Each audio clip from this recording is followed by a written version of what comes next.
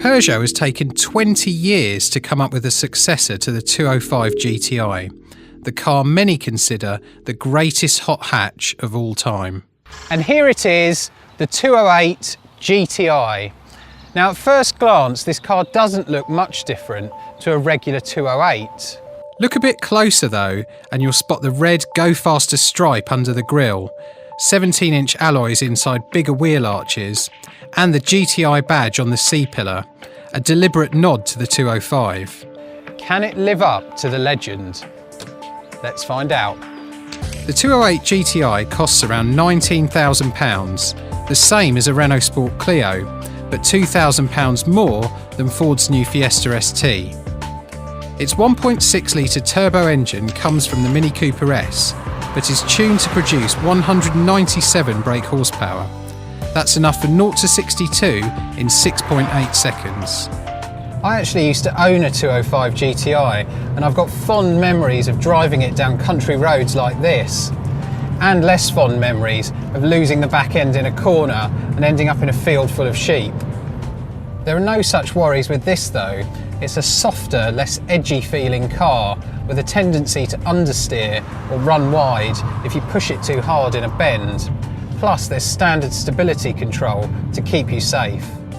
Which puts every car through a high-speed swerve test to assess its handling at the limit. Click here to find out more about how we test. Fortunately, the Peugeot's still a lot of fun to drive. The steering's light, but you get plenty of feedback about what the front wheels are doing, and this 6-speed manual gearbox feels slick. The ride isn't bad for a hot hatch either, although it is much firmer than the regular 208. Claimed fuel economy is 47.9 miles per gallon, but other 208s fell well short of the claims when we put them through our own, more realistic tests. Read our Peugeot 208 full review to learn more. There's no shortage of 80s red stripes inside the GTI either.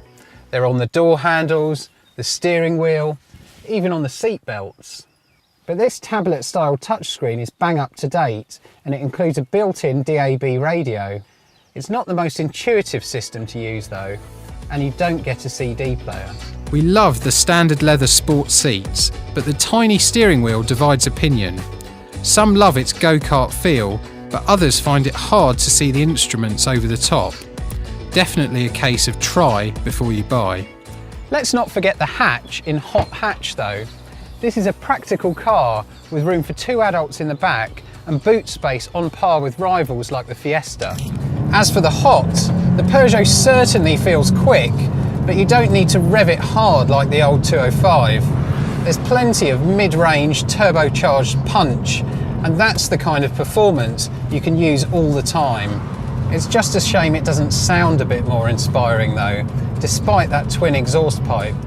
Peugeot reliability is another more serious concern. Click here to read the results of the Which Car survey, the largest in the UK.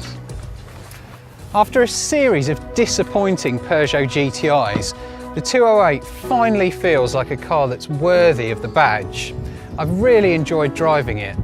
Yes, on the right road the 205 is still more fun, but I'd rather live with the 208 day to day. Besides, it's hardly a fair fight anyway. Buyers today demand so much more in terms of comfort, space, technology and safety, and the 208 ticks all those boxes. Retro red stripes or not, it's a thoroughly modern hot hatch, but I can't see it ever becoming an icon.